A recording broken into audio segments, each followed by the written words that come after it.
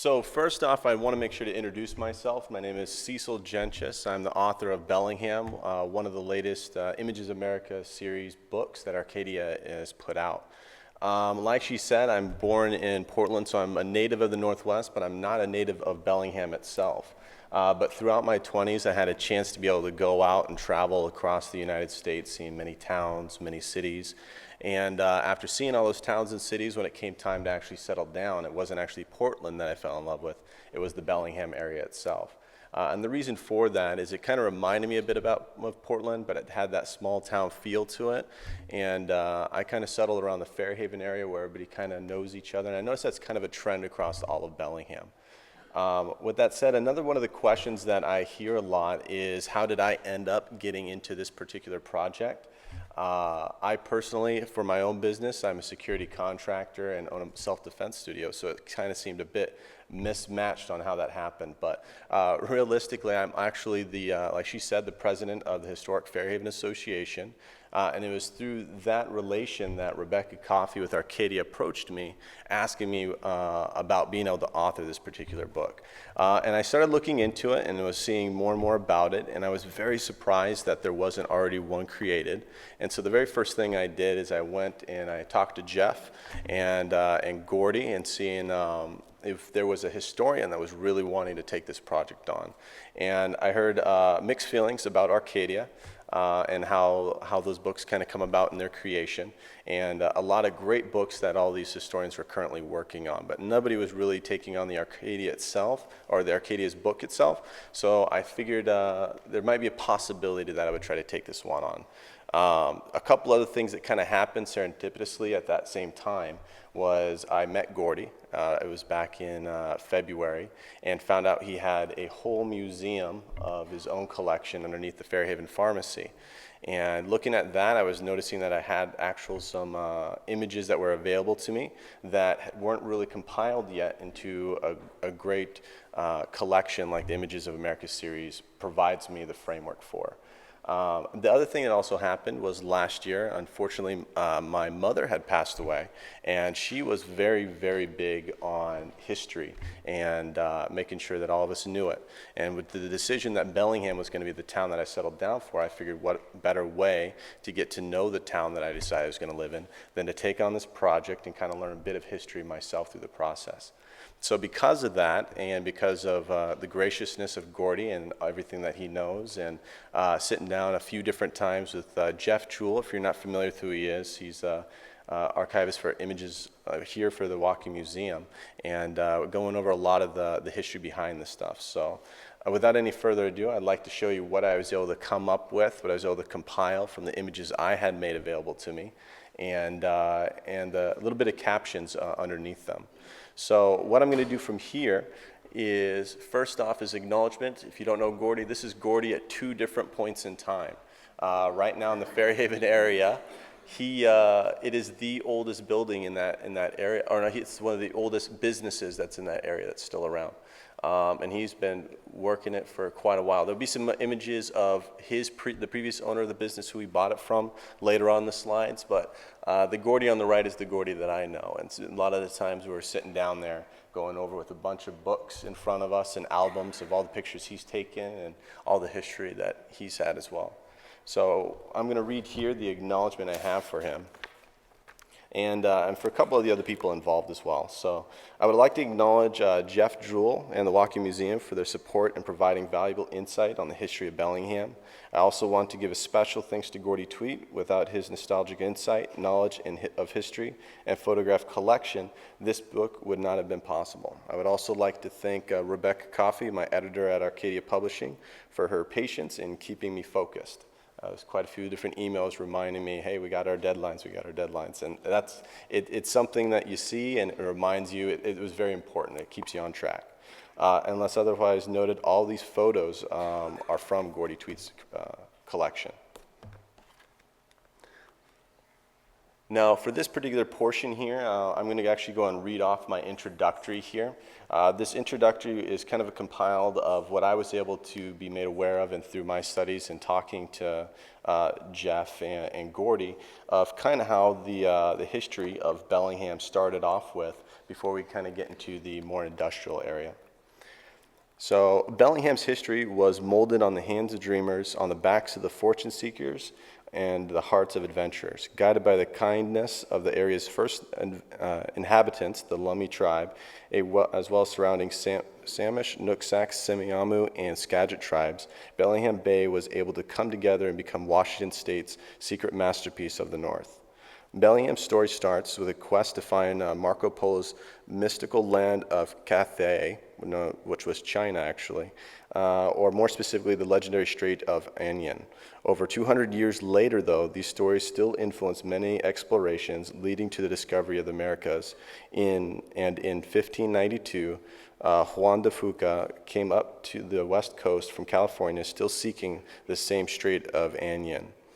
When he arrived in the Victoria Island, he believed that he had found the strait, but this was later discovered to be wrong. Still, his efforts were not without reward, and the strait he discovered was later named after him. It was not until 200 years later that the first Europeans entered the Strait of the Bay in 1791. A Spanish explorer by the name of Manuel Quimper sent a sloop into the Strait of San Juan de Fuca and discovered Mount Baker. He named it La Gran Montana del Carmelo. Not long after, Francisco de Eliza, who served under him, entered Bellingham Bay. He named the bay Bahia de Gaston.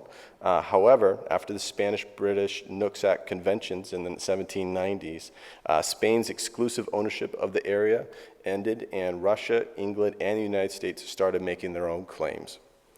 George Vancouver, the one that we all know, entered the area while on his own exploration in 1792, and he renamed many of the area's landmarks, including Bellingham Bay for Sir William Bellingham, Vancouver's British Navy provisioner.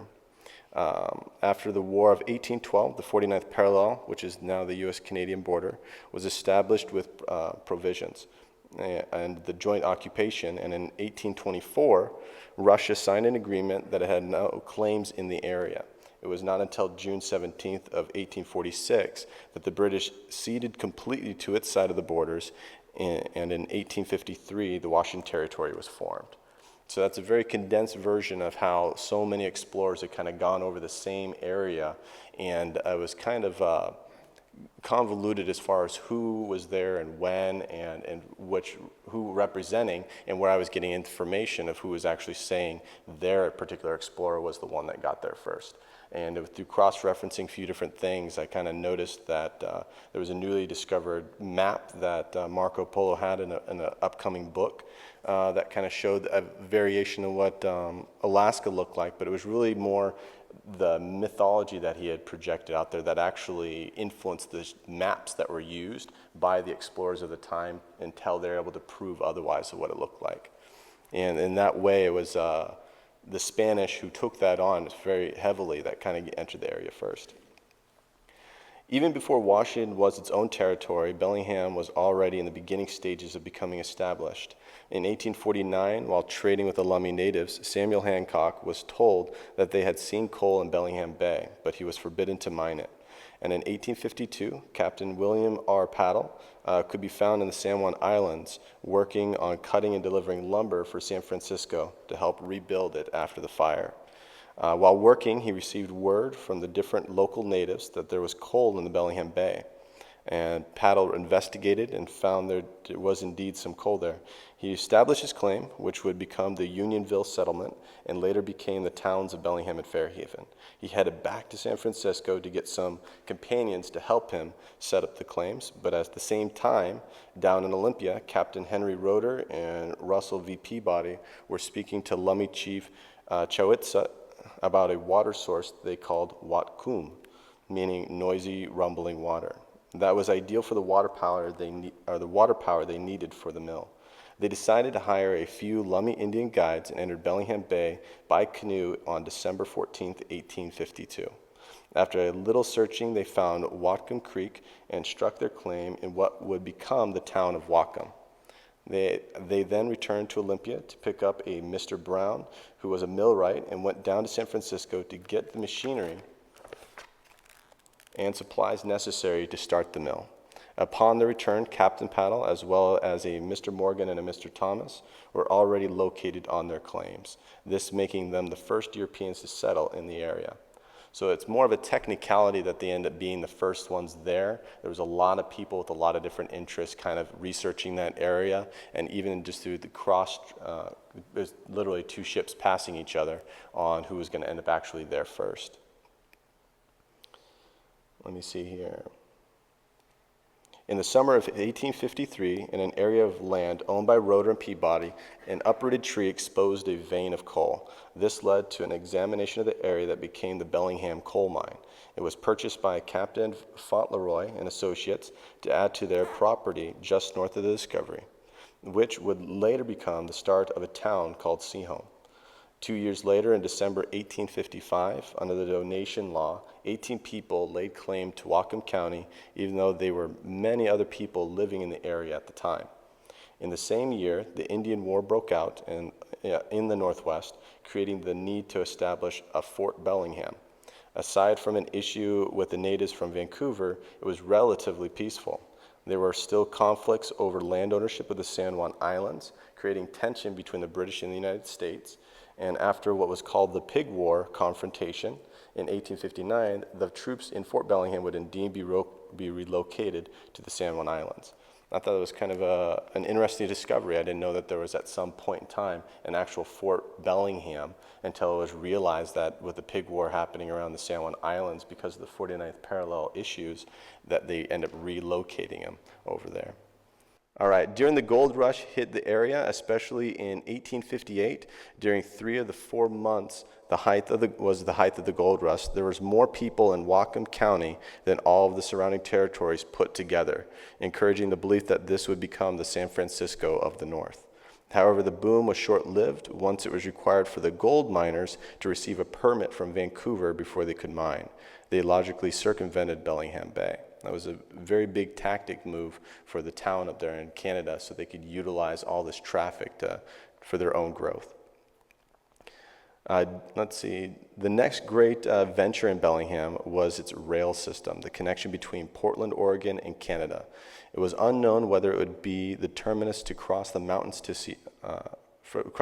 or it would be Seattle. Upon signing the agreement, it was voted in that Bellingham Bay would be the point, and the business in the area boomed in anticipation.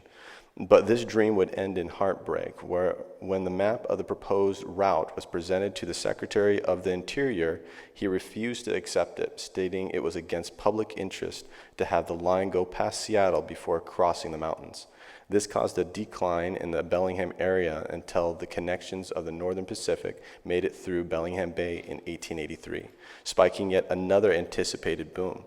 This boom was not quite as fast as expected due to other issues with the Kansas colony, which ended with the town of Seaholm merging with Whatcom to become the town of New Whatcom. This is around the time that Nelson Bennett came up from Tacoma, Washington. Bennett's ability to convince a number of investors of the value of the town of Fairhaven was key to Bellingham emerging from its economic slump. Together with C.X. Larrabee, C.W. Waldron, E.W. Kugel, and other of the Fairhaven Township and some of the companies of Whatcom were purchased from the landowners, notably a Daniel Harris. The Fairhaven Land Company hired John Joseph Donovan as their chief engineer. This decision, backed by the financial power, forever shaped Bellingham, ending in the merging of the towns and its official incorporation as Bellingham, a real city, in November 4th, 1903. This book is a part of the Image of America series, and what better image to symbolize America than Bellingham? Its story starts with the friendly guidance of the natives and an emerging of settlements from a pure, tenacious grit of the first settlers to continue growth no matter what may come. Bellingham has experienced the ebb and flow of both joy and sorrow with its various industries, and its dreams have sailed high on the oceans as well as crashed against its shore. Yet here it stands. The images that follow this introduction capture the life of Bellingham, the industries that employed so many, and the sense of community that has survived through the years. I feel that what directed the hearts of those that have been made Bellingham what it is today was a mindset that can be best described in the words of Mark Twain, one of Bellingham's most famous visitors. And a quote of Mark Twain's is, 20 years from now, you will be more disappointed by the things that you didn't do than by the ones that you did. So throw off the bowline, sail away from the safe harbor, catch the trade winds in your sails, explore, dream, discover. Well, that said, I want to move us forward into our chapter here, titled, Those Who Paved the Way. In this particular section, there's no way that we could lay down enough pages or images that could do justice to all those who have sacrificed and molded the great city of Bellingham. Bellingham rests on the shoulders of the bold aspirations of its dreamers in a lifetime of hard work. All these sacrificed to create Bellingham residents, the Bellingham that residents enjoy today, and to pass the baton of innovation to the next generation. Though this text hardly scratches the surface of the countless pioneers, the individuals shown here are a great example of the caliber of heart and the stroke of genius that so many others had possessed. A fairly famous picture here. One of the original 16 to take advantage of Whatcom County's donation law, established in 1855, was Daniel Jefferson, known as Dirty Dan Harris. A 22-year-old claimed 160 acres of land that, per Edward Eldridge, was originally settled in by Mr. Thomas, one of the 3 original settlers of Bellingham. In 1883, this piece of land would grow from what was barely a gathering of houses into the township of Fairhaven. Just before the late 1800s, Nelson Bennett arrived in the area, and through his company, he purchased the land from Daniel Harris for roughly $70,000. This decision changed Bellingham's fate forever, and Harris has become somewhat of a historical icon for the Fairhaven district of Bellingham, with a restaurant named after him as well as a statue constructed in his likeness. To this day, there's an annual celebration called Dirty Dan Days that occurs every spring. One thing to note here as well is that it shows him here in a paddle boat. At this particular time, they were still cutting a lot of the pathways for people to use to get around Fairhaven. And so it was very common to have to use a paddle boat just to get around until those were cleared up in their finality. So I think it was very eye-opening to show him there with the paddle boat instead. This particular gentleman's name is John Joseph Donovan, the maker of empires, and he moved to Fairhaven in 1888. At the time, Fairhaven was a grouping of homes in the woods with maybe 50 inhabitants. With the financial backing of the Fairhaven Land Company, Donovan's mind and hard work as the chief engineer created a railroad, coal mines on the Skagit River were opened, and Fairhaven was organized into a city with public improvements.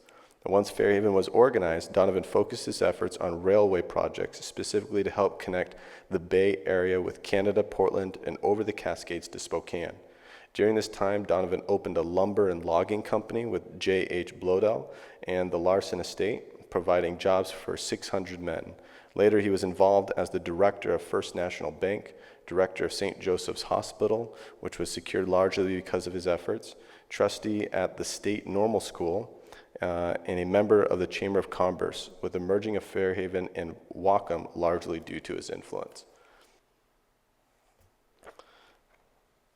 This gentleman's name is Charles Larrabee, and he arrived in Bellingham in 1890, already a successful businessman. However, he made his fortune in Montana before moving into the Portland, Oregon area. Larrabee became acquainted with Nelson Bennett, and together they recruited other businessmen to form the Fairhaven Land Company to purchase the town of Fairhaven from Daniel Harris.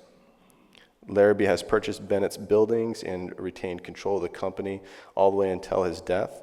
And between developing the land, funding Citizens Bank of Bellingham, and organizing the Roslyn Cascade Coal Company, it is well established that Larrabee is greatly responsible for the development of Bellingham.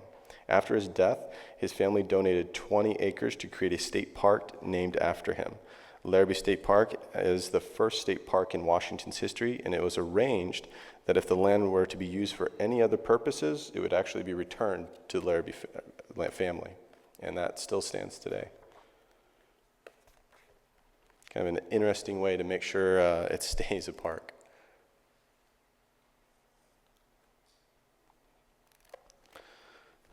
Now this gentleman, his name is E.B. Deming, and his brother Frank first became involved in the Bellingham area in 1899 when they purchased the Franco-American North Pacific Packing Company from Count Roland Onfroy. After purchasing another cannery in Anacortes and organizing it into the Pacific American Fisheries, PAF, they also proceeded to purchase Eliza Island in Bellingham Bay. This island ended up being used as a shipyard, and in 1900, Deming moved to Bellingham to manage the company and focus on expansions. Over the next few decades, Deming, as president, increasingly expanded PAF, including property in Alaska. The PAF would grow to become one of the largest exporters of canned salmon in the world and dramatically help support Bellingham's economy. To continue expansion, the growth, the Deming family made the company public in 1928. In 1934, Deming sold his controlling shares, marking the end of the Deming family involvement. I figured a great name for this particular chapter is The Tale of Four Towns, which is kind of how this city actually started up with, and their knowledge that they need to kind of conjoin. Ella Higginson once said, "I have lived in 4 towns without ever having to move." A perfect insight to the first progression Bellingham underwent and the understanding between 4 separate towns of what it needed to survive. All 4 had many things to offer: Seaholm's Coal, Wackham's Courthouse, Bellingham's Hospital, and Fairhaven's Fisheries and Shipyards. All played very vital roles when combined, allowing Bellingham to excel.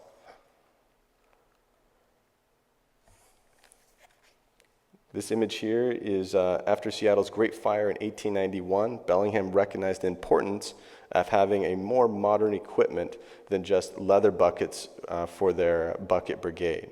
A little history on that as well. What they would say here is by the leather buckets, they would literally have people, when they respond, would have to run to the fires to try to put them out because they didn't have any means of transportation.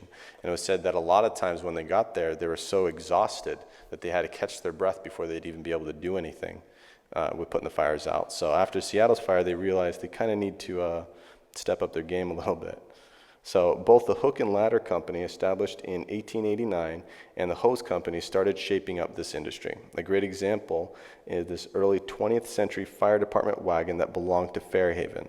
It had a pump and running boards to transport the firefighters. Up until this point, firefighters would end up having to run to those locations. In 1904, the Hook and Ladder Company and the Seaholm Hose Company were unified until disbanded due to the establishment of the City of Bellingham Fire Department. They would be the first year the city took charge and created 2 fire stations.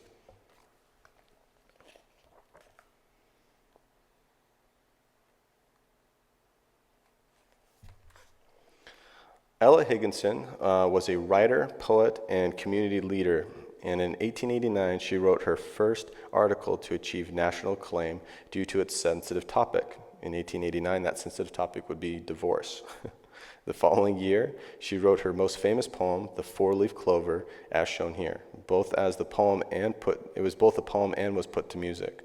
And while writing, she helped establish Bellingham's first public library, and after her husband passed, she became the campaign manager for Frances C. Axtell, who went on to be elected as the first female member of the Washington State House of Representatives. Higginson was a talented writer and became a poet laureate of Washington in 1931.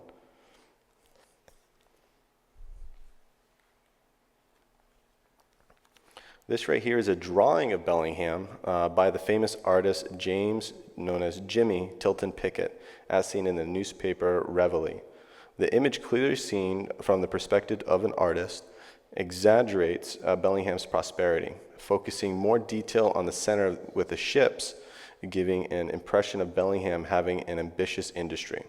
Also worth noting is the detail placed in the street layout of Bellingham and the topography.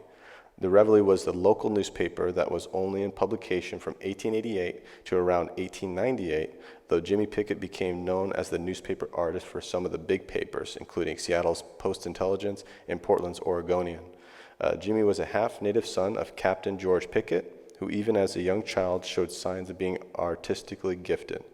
Jimmy died, unfortunately, on August 28th of 1889 at the young age of 31 due to the combination of typhoid and tuberculosis.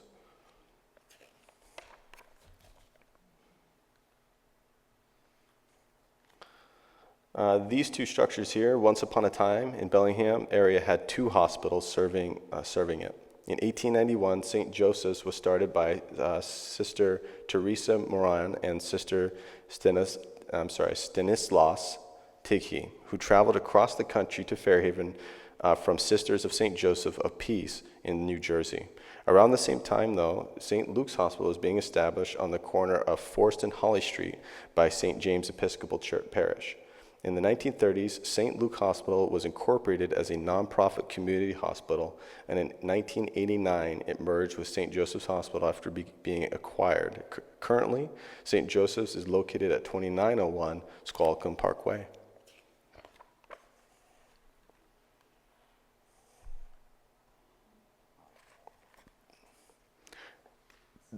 This image itself is a perfect one of Bellingham in the 1930s. It captures the essence of growth that Bellingham was under, and already an unrecognizable from the 1900s version of itself. Prospering from World War I, shown here is the Puget Sound Mill domed incinerator, right there in the center if you can see it. And it was hard work with railways running through, all silhouetted by the housing developments in the surrounding hills. A lot of growth going on in the town at that time. Build and they will come.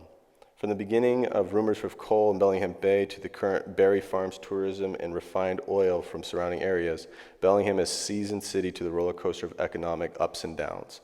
A debt of gratitude is owed to many local industries that shaped this great town, to both those that are still standing and those that are no longer in existence today.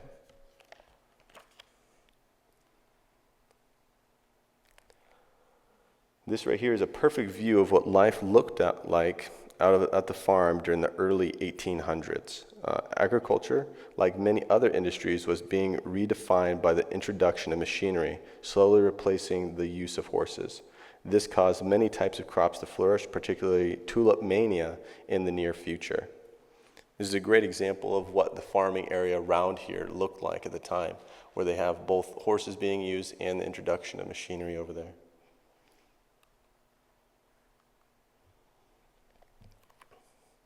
In the 1890s, the Sweet Grocery Company was a well-known business located on Elk Street that provided food and household goods to the locals during the time of change.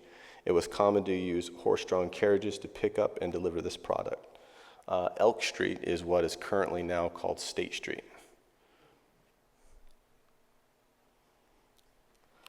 This right here, these horses were often used by the Bellingham Bay Logging Company to move not only freshly cut lumber, but also finished product. Pictured here is Jake Cruiser with a load of wood shingles bolts ready to be transported. Wooden shingle bolts were commonly produced by the logging company. It was actually a really big industry. I like this next one.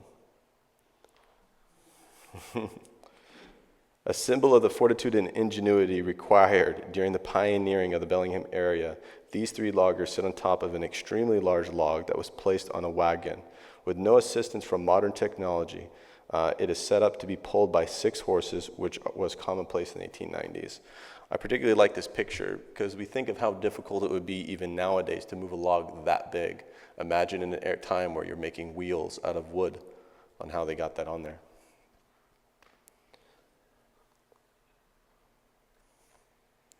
This is one of the many famous photographs taken by Darius Kingsley, showing some of the day-to-day tasks involved in the life of working in the timber industry. In this image, Julius Muldren and his fellow lumbermen pose with their workhorses. Logging camps were the forefront of operations. Quickly built, their purpose was to house the crews until the area was clear-cut and loaded onto the rail cars. These crews worked 10 or more hours per day to try to keep up with the demand and clear-cutting down the old-growth landscape at an incredible pace. The lumber industry played a key role in Bellingham's development, first by clearing out the place to start its township, then by supplying work for its settlers, all the way to trailblazing past access Mount Baker, which became a major tourist attraction even in the early 20th century.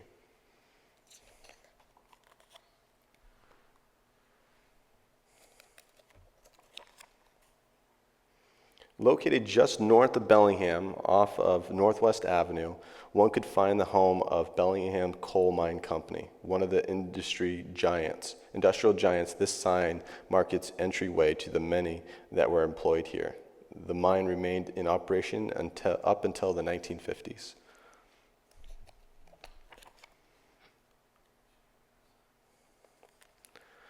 The interurban cars ran all the way down to Mount Vernon and up to Bellingham, crossing Whatcom Creek into the Fountain District.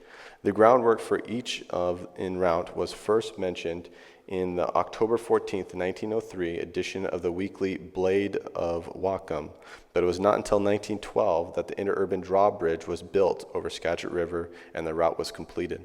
The very first trolley ran on August 31st, 1912, and pictured here is the last day that car number 76 was used in 1929.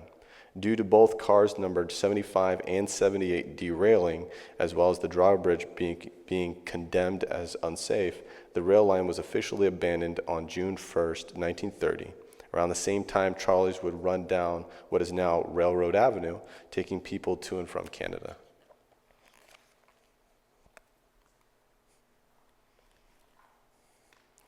This right here is the State of Washington stern wheeler and was built in 1889 by John J. Holland. The vessel was assigned to the Seattle-Bellingham route since the first use until 1902. It has just arrived here in Seaholm Wharf in what is now a district in Bellingham. Different size boat there. This is the SS Rosewood, and it was built by the Pacific American Fisheries to accompany the other 5 ships that they owned, including one purchased from the U.S. Navy. They were used to make runs to Alaska, and on one of the vessels, salmon was canned right there on board. Shown here with the crew that built it is the RS Rosebud, and it's launched on August 27th, 1917.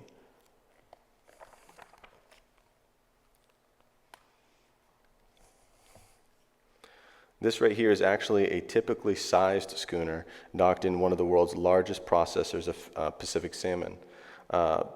American fisheries. They claimed the global market and had operations of regional, national, and even international significance. It contributed many significant innovations to the development of the industry, including floating canneries, mechanized salmon processing, and shipbuilding. An example of some of their loads that they brought in. Pacific American Fisheries is being one of the biggest ones in Bellingham and one of the largest suppliers of canned salmon in the world. This required a large amount of fish to be brought in on a daily basis, and pictured here is a daily catch of around 80,000 salmon.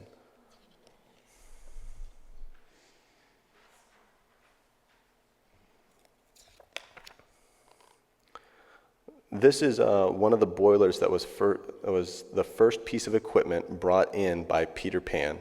This particular boiler was being unloaded into what is to be referred to as a crib, and it broke the cable and dropped a whole foot. Luckily, it was not damaged, or else there would not have been any more canning done for almost a year. Peter Pan was the company that was coming in to kind of take over the plant at that particular time. Shown here is Dorothy Fullaway, one of the many employees that worked behind the scenes, working with PAF casing machine. Unfortunately, her father, who also worked at PAF, had a heart attack at 70 while loading cases of salmon into the boxcar. Each case weighed around 78 pounds. I just find that very impressive that even up at 7 years old, his job was loading 78-pound cases.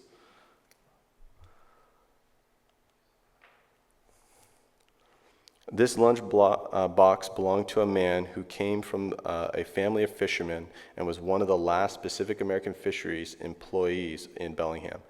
It symbolizes the emotion that comes with the ending of an era that supplied jobs to many locals for so long. This one was in one of Gordy's collections. Even though it didn't seem like one that would stand out, I thought it was perfect for symbolizing what the feeling was probably around that area, some place that had so much history and so much forward motion economically for the area, and then all of a sudden it just kind of comes to an end with so many families depending on it.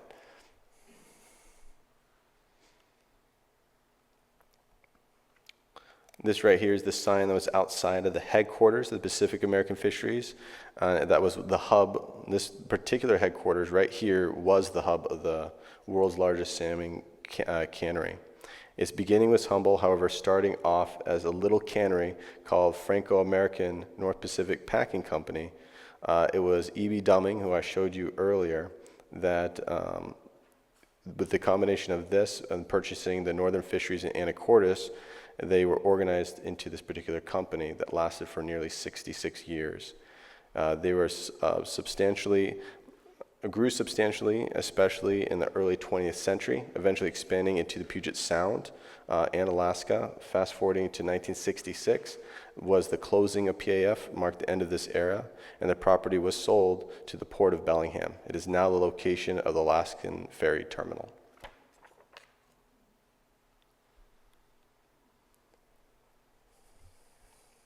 Thomas G. Richards and Company built this particular building in 1858, deeming Bellingham the next San Francisco. Carl Akers is pictured here. In 1955, almost 100 years later. Akers purchased the building, which housed his successful taxidermy business until he outgrew it in 1969.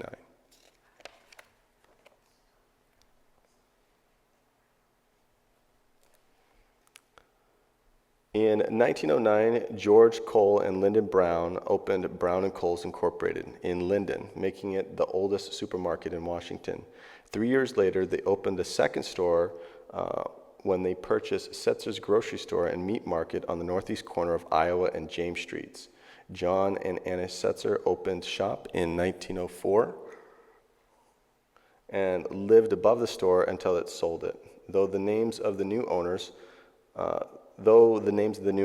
Cole and Brown, might not be well known today, some of the names of stores they have owned are Food Pavilion, Cost Cutter, Save on Foods, Food Depot, and The Markets.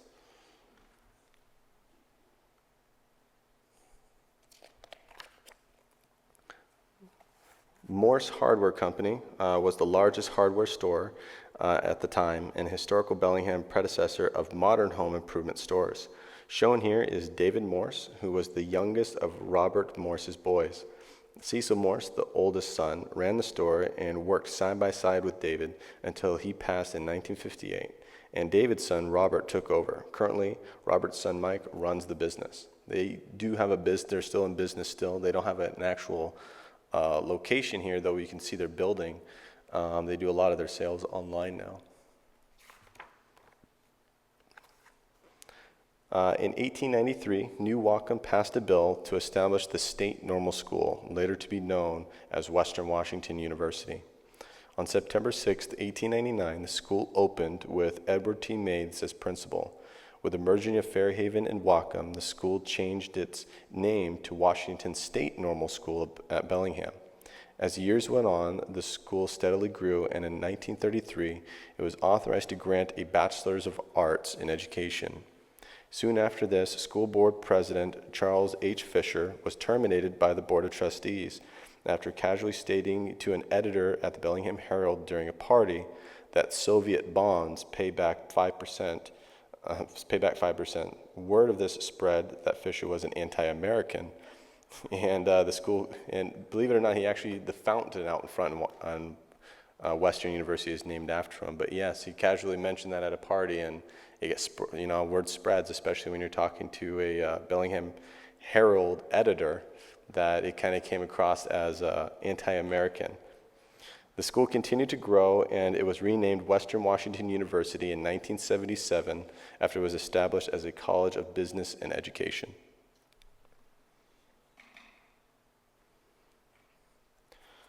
This right here is a diploma awarded in 1936, only the third year that such diplomas were available, and one of the last under the name of Washington State Normal School of Bellingham. The following year, the name changed to Western Washington College of Education, a name held until '77 when it was changed to Western Washington University.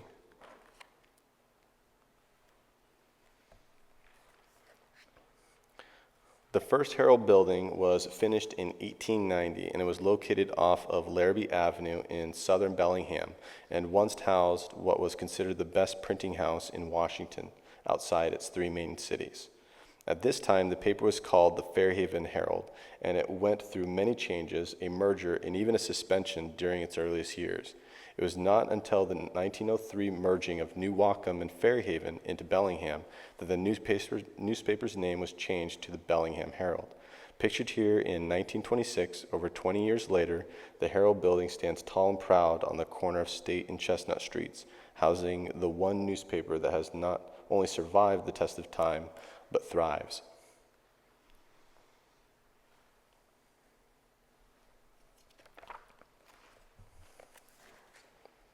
In the late 19th century, wagons were crucial to keep up with the boom of industry.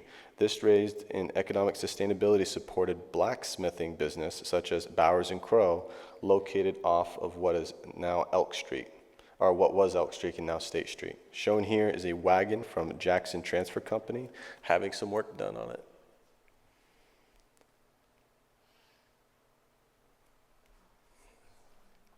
In 1889, the Church of the Assumption was established as a parish on State Street at the intersection of Cedar Street by Bishop, I might not say this correctly, but Agidius Younger, with Jean-Baptiste Boulet as his first pastor.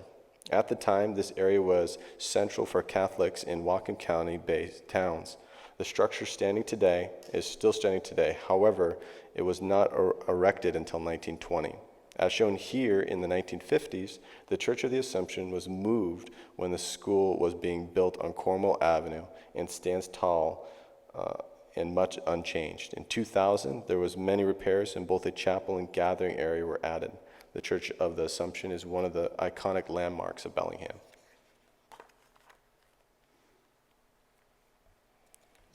City of subdued excitement, newly stated as renewed excitement for downtown area. Bellingham is certainly one of Washington's secret masterpieces, resting on the bay with the San Juan Islands and the western horizon, to the mountains with a myriad of trails that run throughout the landscape. Makes it an ideal city for both someone who has an adventurous heart and the bookworm that wishes to nestle down, submerged in its peaceful beauty. Bellingham is a city that simply feels like home.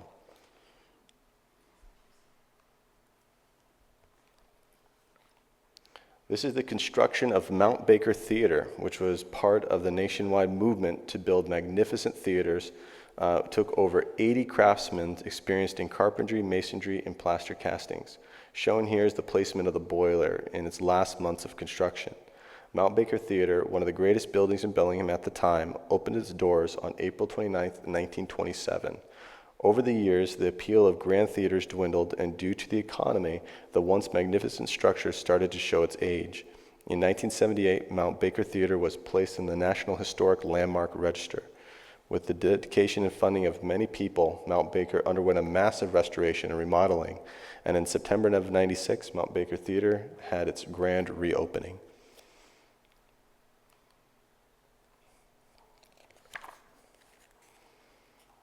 That'd be an interesting job being this guy. The interurban trolley carried passengers between Mount Vernon and Bellingham Bay from 1889 to 1903 above what is now Chuckanut Drive. Due to the increasing use of automobiles and the development of Chuckanut Drive, the interurban trolley eventually was abandoned, and its tracks were later converted into a hiking and biking trail. This was an interesting picture that I found in Gordy's collection that I think speaks really well of some of the bit more questionable areas of Bellingham at that time. This was actually because of those areas an awareness poster that was designed by the American Social Hygiene Association in 1922 due to ladies that need to be aware of pickup acquaintances that might treat them very well just for their selfish needs. Bellingham was somewhat notorious in the early years for their brothels, having at least 27 between the late 1800s and the 1940s. Posters like this one could be found at its commonest place in both grocery and drugstores, encouraging a change in the social normality.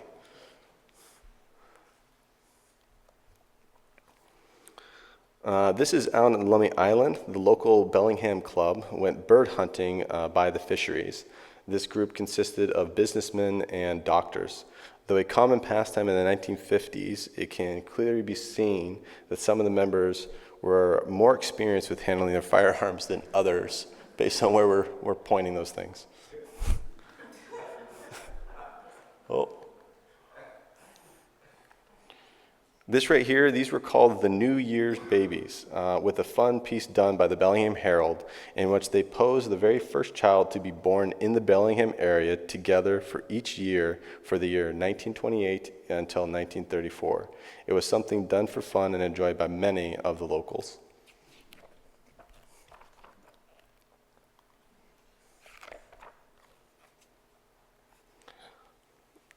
The Pantages Theater was one of the great theaters of Bellingham, opened by Alexander Pantages. This image was taken in 1906 during a time when grand theaters were the sign of the city's prosperity. Located off of State Street, many cast members of the current production, as well as others, are seen standing in front of the theater.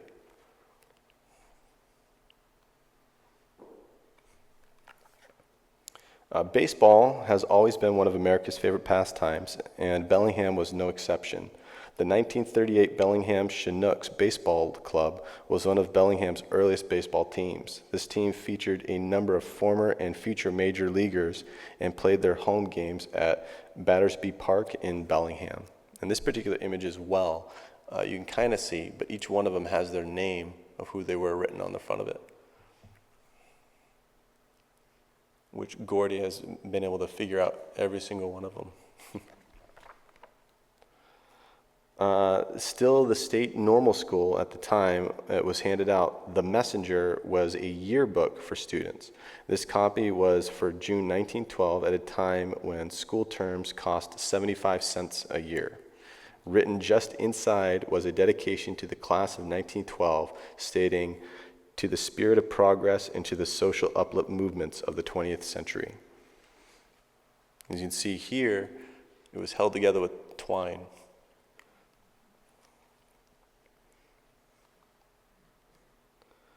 The school's football team of 1911 to 1912 was the very first team in the school's history to defeat the local high school. This was largely due to the fact that the normal school, they had to put a new team on the field each year. The cheer for the team was hippity hip, kazip kazip. Bellingham normal, Bellingham Bay.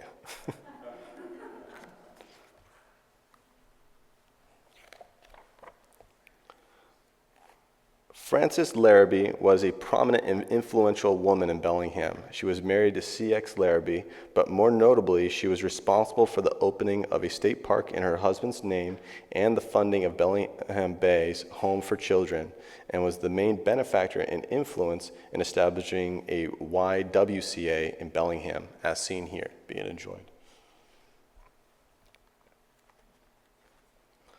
Jerry Burns was an announced candidate for mayor in Bellingham of 1971. He specifically tried to corner a hunk of the new crowd of 18 to 21-year-old voters when running against Reginald Williams. This image of Burns holding a snake reads, "Want to see me turn it back into a rod?" Williams ended up winning the election, of course.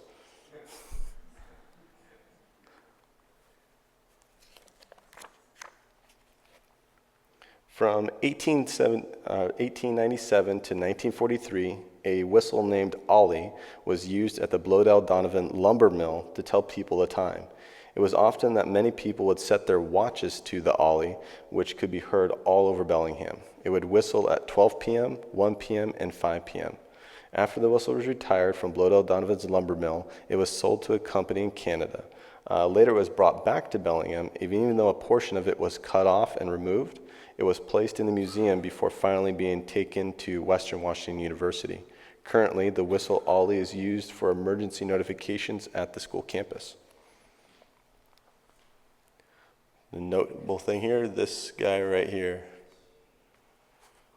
On April 8th of 1980, the Uniflight building caught fire and required 60 firefighters just to keep it at bay.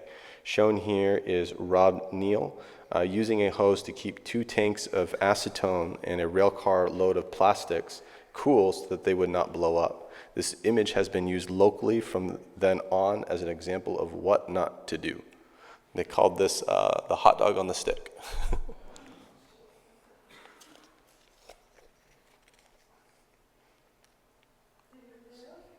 He did, yes. Just highly discouraged to put yourself at that much risk. These racing sailboats are at the end of a final leg in the 1983 Ski to Sea Festival. People would line the shore watching as the boats went head to head. The first 3 teams to cross the finish line was Red Robin and Mammy Jammers, Pacific Water Sports, and Osborne and Euland, which are these 2 here were the first 2 mentioned.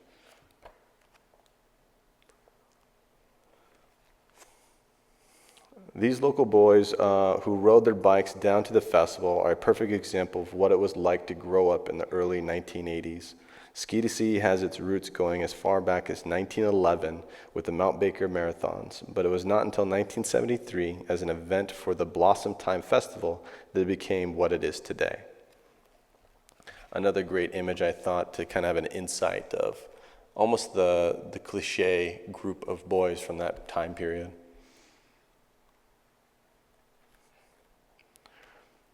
Started in the Fairhaven Hotel, doctors and businessmen of the Washington Club love to do roasts. When an individual openly and willingly listens to a creative and often funny insults and defamating comments for the fun of it. That's what a roast is, and they would do this to each other. One notable roast was that of a female pastor who was so insulted she decided that she wanted to get even. In turn, she invited them to church and proceeded her own roasting. Right here in the front is the bull was made locally and was sort of their mascot for the club, but it was stolen once the group moved to the Bellingham Hotel and currently hasn't been relocated yet.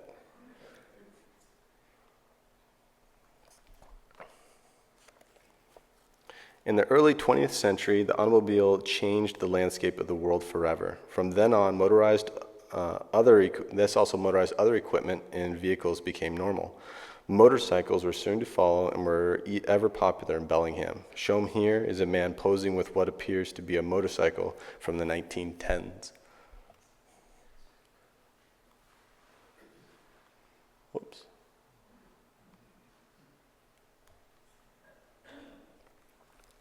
This right here is Fred Offerman. He was the owner of Fairhaven Pharmacy and is shown here with his recently purchased automobile off the 19th and Larrabee Streets, looking over Happy Valley. Being one of the first cars, if he was ever trying to go uphill, someone would have to get out and help push it up.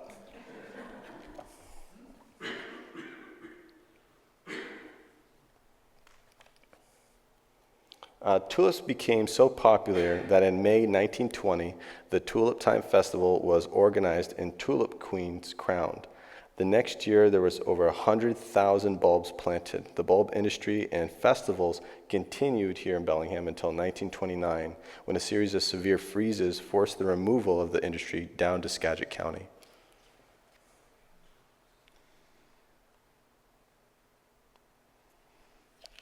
This one is a kind of a funny editor's note here.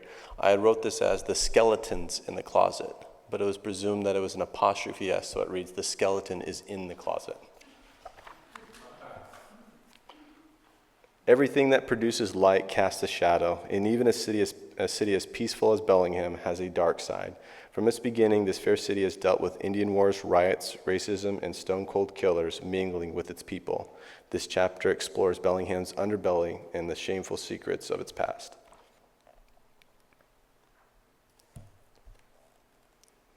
The infamous riot of 1907 was one of the greatest shames of Bellingham's history. Fueled by the economy's hard times, the locals took it upon themselves to self-righteously attempt to remove the Asian community of Bellingham. The locals organized themselves as a mob and proceeded to throw them out, sometimes literally beating them and attempting to intimidate them to leave. And it worked, even with the mayor hiring 50 extra officers and saying they would be protected. The Asian community knew there was only so much that could be done. Shown here is a portion of the Asian community that had been abused.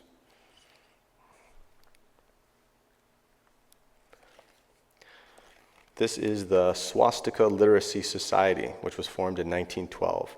Originally selecting Ku Klux Klan as their society's name, it was quickly shot down. They had to change it with the principal vetoed their choice, and the students had to think of a name that they could get away with using. They decided upon swastika and were allowed to keep it under the guise that it was a symbol for good luck. This is an example of how, even in 1912, the views of the second KKK wave were taking root. It is important to note that the views of the KKK were seen as a moral stance, and the principles that they stood on justified an expected compromise from those that stood in their way. This fueled racism and discrimination as viable behavior towards those that unjustly deprived them of what they felt was rightfully theirs.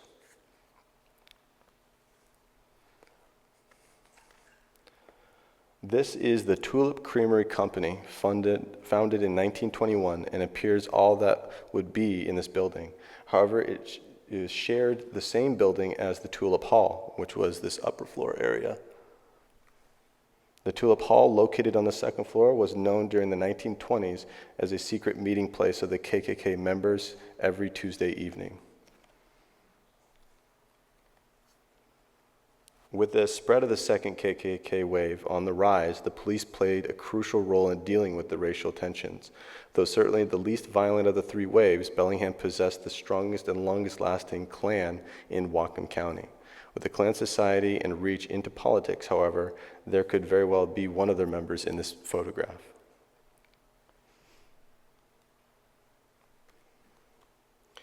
It is a common view that in the 1920s and 1930s, the Bellingham chapter of the KKK was one of the strongest and longest lasting in Washington, primarily against immigration, minorities, and Catholicism. They protected and held white power marches and events throughout the community. Before the pro-Hitler Silver Legion, the Klan in the area had an immense political influence, though J.J. Donovan, a huge figure in the business side of events, was Catholic and put a stop to many of the things that they wanted to do. One little known fact about the image here in particular is that the list of the names of these Klan members is missing. They used to have it, and they went back and looked for it, and it wasn't there anymore. Jimmy the Weasel Fratiano was an Italian-born American mobster from the late 1940s to 1977. Jimmy worked primarily in Cleveland, Ohio, until he moved to Los Angeles, California, and became a crime boss for the city. Jimmy openly admitted to killing people, stating that he did not regret it because the people he killed were not innocent. They were generally other people active in the criminal world. After ratting out many individuals, including one that was attempting to get him killed, he was admitted into witness protection program. Once in witness protection, he was moved to Bellingham, where he stayed for the majority of his time in the program. At the time, he was the highest ranked mobster to give information to the FBI. This individual's name is James Keeney. He was a Bellingham resident who suffered from a mental illness, and unfortunately, a victim that led to his arrest was Carrie Lynn Sherlock, who was visiting her uncle. Last seen on October 3rd, 1998, her body was found on Mount Baker Highway following the evidence of a tip from America's Most Wanted. Keeney was arrested and also charged for 2 other murders. This individual's name is Gary Ridgway, more commonly known as the Green River Killer. He was one of the most notorious serial killers in U.S. history, admitting to as many as 90 killings. After leaving the military, he found work as a car painter in a truck factory located here in Bellingham. One of the murders he was suspected of was that of Rose Mary Curran, who was also born here in Bellingham.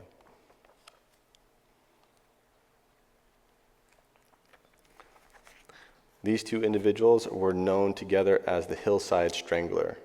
They are known for killing 10 different women and went on for a run in 1978, they went on the run in 1978 and they ended up here in Bellingham. Bianchi had a girlfriend and son and even a job as a security officer to seem normal. Working at the Fred Meyer Jewelers, Bianchi's eventually convinced 2 young ladies from Western University who were also fellow employees, to house sit for him. Once in the house, Bianchi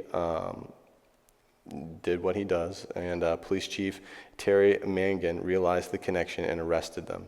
To avoid the death sentence, Bianchi, which if you're wondering, this one here, gave up his cousin's involvement in serving a life sentence at Washington State Penitentiary, and Bueno died in prison due to an alleged heart attack.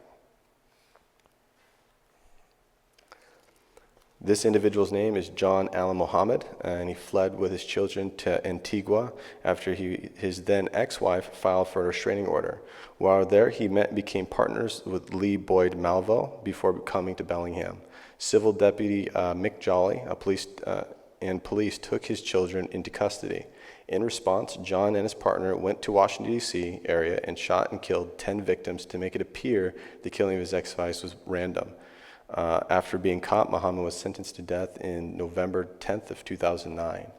This individual is the D.C. sniper, if you've heard of him or whatnot. And actually, while he was in Bellingham, he stayed at the Lighthouse homeless shelter. Banditos. Being such a peaceful city and its shops and welcoming community, it's understandable how so many were not aware of the connection Bellingham, Washington has with the Banditos Motorcycle Club. This changed in October 2006 when police arrested George Weegers, a member of the Bandito Nation. However, George Weegers was not just any member. He was the international president of the whole Bandito Nation. A month after the arrest, police arrested over 30 other members on charges such as conspiracy, witness tampering, and various drug and gun violations. It was thought to believe that a lot of the things that aren't very well known about Bellingham is it is the last town on the I-5 to get into Canada. So a lot of people even coming up from the California area end up here until they can kind of figure out how they're going to try to get across the border. A toast to the future. This particular section, I was able to do some then and now style of pictures here I want to share with you. This right here is the Byron Hotel. It was built in 1889 and named after its owner, Captain H.C. Byron. However, Captain Byron sold the hotel in 1910 to Leopold F. Schmidt, who remained the owner until his death in 1914. To commemorate him, his investors renamed the edifice the Leopold Hotel in the 1980s. The Leopold Hotel underwent renovation, was converted into a retirement living community, and was added to the National Register of Historic Places on February 1982.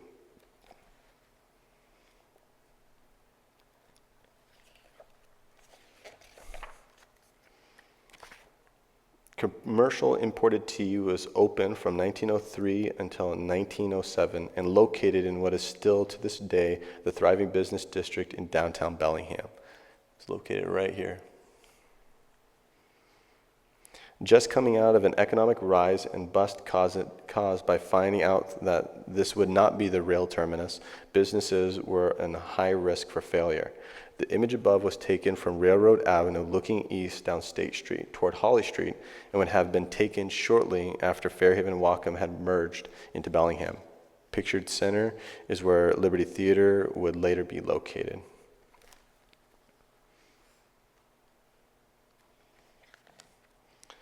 Charles I. Roth, son-in-law to Henry Roeder and co-owner of the Bellingham Bay Quarry, was so impressed by the round arches and sandstone-faced designs of Elmer H. Fisher, he wanted to showcase his sandstone quarry product in this Richardsonian Romanesque influenced style with a building of his own in Bellingham. He had a building constructed in 1890 named the Lottie Roth, block after his wife. The south and east interior walls are constructed of Chuckanut sandstone, and the north and west walls were made of brick. Since its construction, it has been home to a bank, the Chuckanut Hotel, and even the Imperial City News, briefly.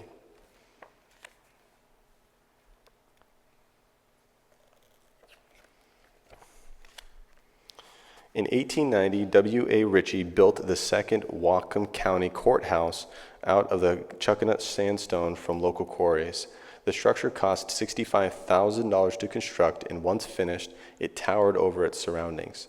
The courthouse took up a lot of land that fell between H. Ellsworth, G Street, and Farragut Streets. The courthouse was eventually purchased by Peter Berg Peterson in 1953 and decided to tear it down. Currently, the space that once housed the grand building is now the home of Fouts Park, in a quiet neighborhood sporting a play set for local children. It's incredible to think that a structure like this could be here.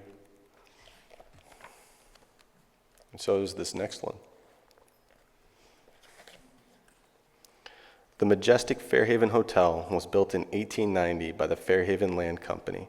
Its construction cost $150,000 and featured every architectural style known to the designer. The company spent just as much on the furnishings and the Fairhaven Hotel, just as much on the furnishings. So they spent $150,000 on furnishing this. And the Fairhaven Hotel was known in the time as one of the grandest hotels of the Puget Sound. In 1895, Mark Twain stayed there and was quoted saying that the Fairhaven Hotel was the grandest hotel west of the Mississippi and north of San Francisco.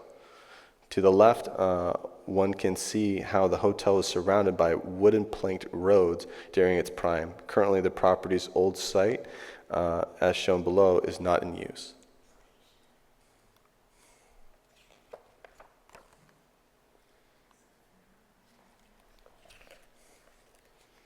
The Gage Dodson was a clothing company downtown, originally established by Gage Clothing Company and George Gage in 1891.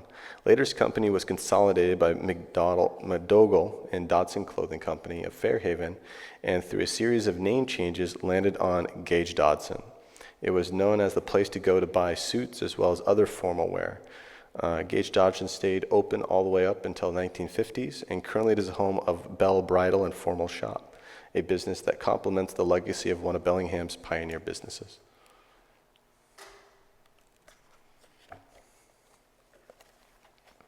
If you remember before, this was the same building that we showed as the taxidermy location that Akers had. The Washington Territorial Courthouse, located at 1308 East Street, was built in 1858, making it the oldest brick building in the state of Washington. It was built with bricks from Philadelphia, Pennsylvania, that due to no dependable cross-country transportation at the time, that far northwest, was shipped around Cape Horn and up the west coast. The building was erected in response to the Fraser River Gold Rush to be used as a store, commission house, and bank. Later, it became the territorial courthouse for Whatcom, Skagit, San Juan, and Island counties in 1863. Since then, it served as Whatcom County's courthouse up until 1891. And now it belongs to us. Does it? That's our courthouse. That's incredible. Actually, the bricks came from San Francisco. Yeah. Ah, that's good to know. I'll have to talk to you afterwards about that one. Right here is pictured is a view of Bellingham from the third story of the Ritz Hotel. The hotel was located on Holly Street, where Whatcom Creek meets the bay. It was one of the least expensive hotels in Bellingham and had a wild reputation. This viewpoint from the Ritz Hotel looks up Holly Street toward what was known as the better part of town.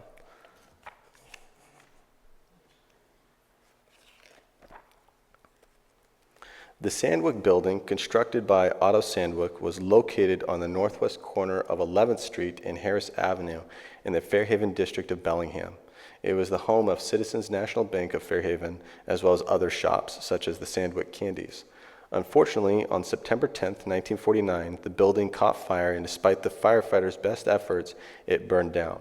Afterwards, it became the location of a business called A Lot of Flowers, before construction went underway for the Rocket Building. Currently, Fat Pies and Rocket Donuts are located in this section.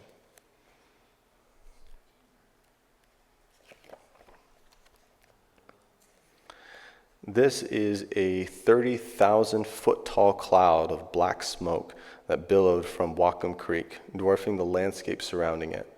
On June 10, 1999, a ruptured gasoline pipeline dumped 277,000 gallons of gasoline into Whatcom Falls, and it was somehow ignited. The explosions was reported to be visible from as far away as the city of Vancouver, and as the gasoline ignited like a fireball down Whatcom Creek, it turned it into a river of fire. Two 10-year-old boys died from burn injuries, and a teenager died after passing out from the fumes and drowning in the creek where he was fly fishing. One of the boys, Wade King, had a school named after him, and the fault of the accident was found to be that of Olympic Pipeline, who settled in court for $112 million.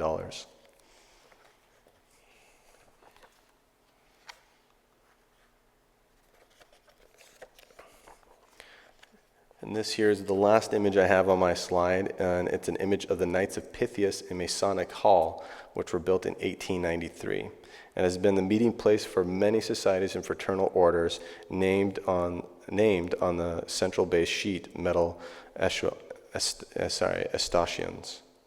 Boasting a Richardsonian Romanesque style construct, it has housed a wide variety of businesses as well as a school of industries on its upper floors. One of the greatest aspects of the rehabilitation of the Fairhaven district, started by the Imus family in the 1970s, is that of the village green, as seen here. Its stage has attracted tourists for a variety of events, and in the summers, one can watch movies played on its outdoor screen.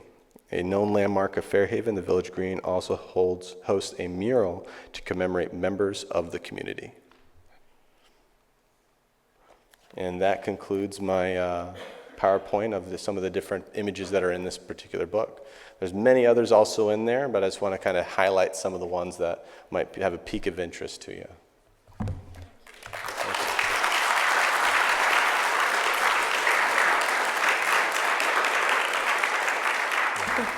You said the names of the Ku Klux Klan disappeared. Where were they located in this man's pharmacy? No, actually,